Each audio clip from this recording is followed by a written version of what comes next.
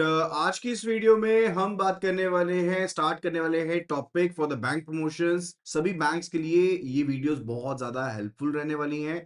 सो अगर आप bank promotion की तैयारी कर रहे हैं, make sure to go for these particular videos. These are going to help you a lot, right. जल्दी से जल्दी ऑडियो वीडियो क्वालिटी को कंफर्म कर दीजिए। एंड अगर आपने अभी तक चैनल को सब्सक्राइब नहीं किया है तो चैनल को सब्सक्राइब कर लीजिए एंड बेल नोटिफिकेशन आइकन को प्रेस करना बिल्कुल भी ना भूलना, ताकि जब भी मैं कोई नई वीडियो अपलोड करूं आपको उसका एक्सेस जरूर मिले। So the first topic that we are going to cover, it's about the PMJDY, that is Pradhan Mantri Jan Dhan Yojana, right? Now PMJDY is all about what? It's all about the financial inclusion, right? Because in that particular scenario the government ordered us to open the accounts of the all of the individuals. So in even in the deeper of the areas, जो भी users हैं उन सभी के accounts को open करने के लिए गवर्नमेंट ने ऑर्डर कर दिया कि सभी के अकाउंट्स होने चाहिए, राइट। तो गवर्नमेंट ने एक स्कीम लॉन्च करी थी 28 अगस्त को 2014 में as a national mission for the financial inclusion purpose. मैंने आपको पहले बताया ये फाइनेंशियल इंक्लूजन से रिलेटेड है। तो गवर्नमेंट ने एक स्कीम लॉन्च करी कि अपने बैंकिंग एंड सेविंग जो फैसिलिटीज हैं, रिमिटेंस फैसिलिटीज हैं, चेक फैसिलिटीज हैं, पेंशन फैसिलिटीज हैं, वो इवन दूर दराज के जो एरियाज हैं उसमें भी प्रोवाइड करनी है एक बहुत ही अफोर्डेबल मैनर में। एंड उसके लिए एक स्कीम को लेकर के आया गया था, that is we said to be what, that we said to be the PMJDY, यानी कि प्रधानमंत्री जन धन योजना। अब इसमें अकाउंट का क्या टाइप रहेगा, तो basic saving bank deposit account, जिसको हम BSBD अकाउंट कह देते हैं, वो अकाउंट इस केस में ओपन किया जाएगा, ठीक है। एंड ब्रांच के थ्रू ओपन किया जाएगा। तो एंड ये जीरो बैलेंस अकाउंट रहेगा, यानी कि कोई भी मिनिमम बैलेंस की रिक्वायरमेंट नहीं है। और सेविंग के जो रूल्स हैं सेविंग अकाउंट के, उनके रूल्स के अकॉर्डिंग इंटरेस्ट जो है वो भी इनके ऊपर पे किया जाएगा, राइट। सो इट्स लाइक कि आपको सभी फैसिलिटीज मिल जाएंगी with the minimum balance facility, और आप अपना अकाउंट ऑपरेट कर पाएंगे। एंड इवन जो अनबैंक्ड पर्संस हैं उनको शामिल करना मेन पर्पस था इसमें, ठीक है। तो आप बैंक ब्रांच के थ्रू, आप बिजनेस कॉरेस्पॉन्डेंट के थ्रू, जिसको हम बैंक मित्रा बोल देते हैं, ठीक है, आप उनके थ्रू अकाउंट को ओपन करवा सकते थे, ठीक है। पहली चीज तो ये, अभी भी ओपन करवा सकते हैं, अभी भी ये फैसिलिटी जो है वो रनिंग है।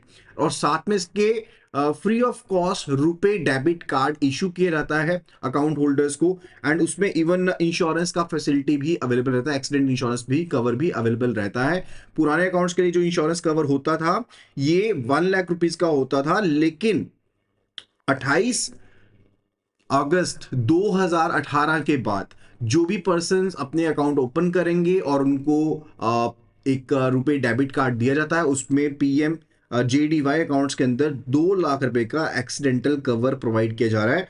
उसमें एक शर्त है कि आपका जो कार्ड है वो एक्टिव होना चाहिए, राइट। यानी कि आपने कार्ड को पिछले 90 डेज में या तो फाइनेंशियल पर्पस के लिए या नॉन फाइनेंशियल पर्पस के लिए इस्तेमाल किया हो, दैट इज अ कंडीशन, ठीक है। तो इंश्योरेंस बेनिफिट तभी मिलेगा अगर आप उसको हर एक तिमाही पर इस्तेमाल कर रहे हो कम से कम एक बार, चाहे वो फाइनेंशियल पर्पस के लिए है, चाहे आपने सिर्फ बैलेंस इंक्वायरी की हो, लेकिन आपको इस्तेमाल करना पड़ेगा, राइट। एंड अगर एक पर्सन के पास मल्टीपल कार्ड्स हैं या मल्टीपल अकाउंट्स हैं तो एक्सीडेंट इंश्योरेंस का कवर जो है वो उसको सिर्फ एक ही अकाउंट में मिल सकता है, मल्टीपल अकाउंट्स में नहीं मिल सकता है। इस चीज का भी ध्यान रखना पड़ेगा। फर्दर बात आती है related to the OD facility, यानी कि ओवरड्राफ्ट फैसिलिटी। अब जो कोई भी एलिजिबल अकाउंट्स होंगे ना उनमें ओवरड्राफ्ट फैसिलिटी दी जा रही है, सरकार के द्वारा दी जाएगी। And that facility will be given. और OD लिमिट कब कहां तक दी जाएगी, कितने अमाउंट तक फैसिलिटी मिल रहेगी, 10,000 रुपीज तक का आपको अमाउंट उसमें मिल सकता है। You'll be getting the OD limit up to the amount of rupees 10,000। लेकिन एक रिस्ट्रिक्शन है। पहली रिस्ट्रिक्शन जो है दैट्स रिलेटेड टू कि एक परिवार में से, एक हाउस होल्ड में से सिर्फ एक ही पर्सन को ये ओवरड्राफ्ट लिमिट दी जा सकती है। एंड मैक्सिमम जो एज है वो 65 ईयर्स की है जब तक ये फैसिलिटी दी जा सकती है। अगर किसी पर्सन की एज 65 ईयर्स से ज्यादा है तो नहीं दी जा सकती। एंड फर्दर एक कंडीशन है कि सेटिस्फैक्टरी कंडक्ट होना चाहिए, ये भी बहुत जरूरी है। यानी कि ऑपरेशंस अगर आपके अकाउंट में PMJDY अकाउंट में बिल्कुल सही सलामत चले हैं तो 6 महीने आपका अकाउंट नॉर्मली चलने के बाद आपको ये फैसिलिटी उस केस में प्रोवाइड की जाएगी, otherwise the facility want be given. अब क्योंकि जैसे BSBDA अकाउंट इसमें ओपन किया जाता है PMJDY के तहत, तो जो फैसिलिटीज वहां पर अवेलेबल रहती थी वही फैसिलिटी यहां पर भी है। अगर तो आपका अकाउंट पूरी तरह से कंप्लाइंट है KYC के साथ, तो बैलेंस के ऊपर कोई भी रिस्ट्रिक्शन नहीं है। कोई भी नॉर्मल आप जैसे बैलेंस जमा करवाते हैं निकालते हैं वैसे आप कर सकते हैं, अगर पूरी तरह से KYC कंप्लायंस है तो।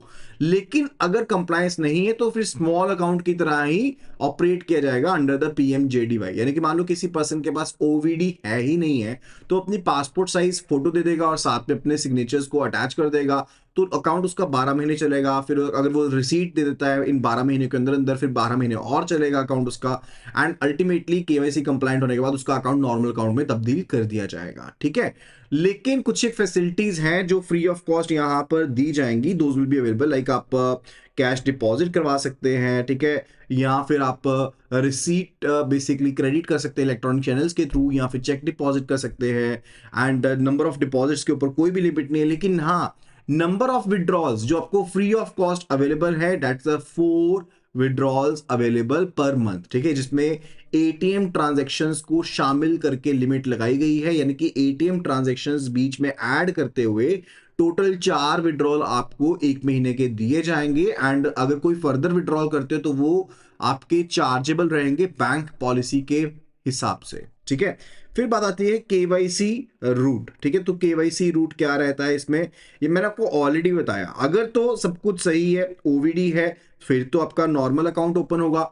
लेकिन अगर आपका अकाउंट जो है वो OVD आपके पास नहीं है अकाउंट होल्डर के पास, एंड वो अकाउंट जमा कर अपना ओपन करवाता है, तो जैसे एक स्मॉल अकाउंट ओपन होता है ना, तो वो रिस्ट्रिक्शंस अवेलेबल रहेंगी। And this points are very much important, kindly take a note. ठीक है, तो अगर स्मॉल अकाउंट रहेगा तो टोटल क्रेडिट पूरे के पूरे साल में जो अपने डिफरेंट डिफरेंट टाइम के ऊपर किया, वो एग्रीगेट क्रेडिट्स 1 लाख से ज्यादा नहीं हो सकते। आपका एग्रीगेट विड्रॉल पर मंथ 10,000 से ज्यादा नहीं हो सकता। मैक्सिमम बैलेंस किसी भी टाइम पर आपने जो अकाउंट में रखा होगा वो 50,000 से ज्यादा नहीं हो सकता। और जनरली जो स्मॉल अकाउंट्स होते हैं उनकी वैलिडिटी शुरू के 12 महीने के लिए होती है। और अगर 12 महीने, जैसे मान लो ये 12 महीने, ठीक है, तो 12 महीने के लिए शुरू में वैलिड किया जाएगा जब OVD नहीं है।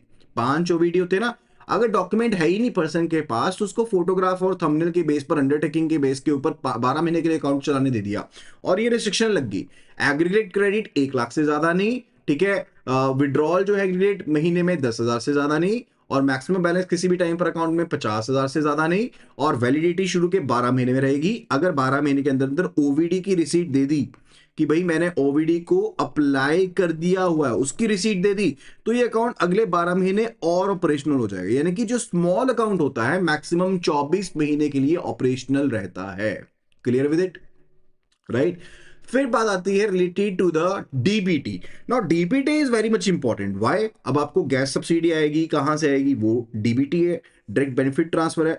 आपको कोई स्कॉलरशिप मिलनी है, आप बेसिकली एक स्टूडेंट हैं, आपको स्कॉलरशिप मिलनी है तो वो भी DBT है। ठीक है, आपको कोई पेंशन मिलनी है गवर्नमेंट के द्वारा, कुछ मिलना है तो वो भी DBT है। तो PMJDY अकाउंट्स का इस्तेमाल किया गया DBT पर्पस के लिए, डायरेक्ट बेनिफिट ट्रांसफर के पर्पस के लिए, और एक एंट्री पॉइंट बन गया for the schemes like PMSBY, PMJJBY, APY, मुद्रा एटसेट्रा। यानी कि सभी स्कीम्स का एक संगम है, वो है PMJDY, प्रधानमंत्री जनधन योजना। प्रधानमंत्री जनधन योजना के तहत अकाउंट ओपन किए गए, लोगों को डेबिट कार्ड दे दिया गया डिजिटाइज करने के लिए। उसके बाद लोगों को जोड़ा गया इंश्योरेंस प्रणाली के साथ PMSBY, PMJJBY की मदद से, और लोगों को पेंशन फैसिलिटी दी गई APY यानी कि अटल पेंशन योजना के तहत।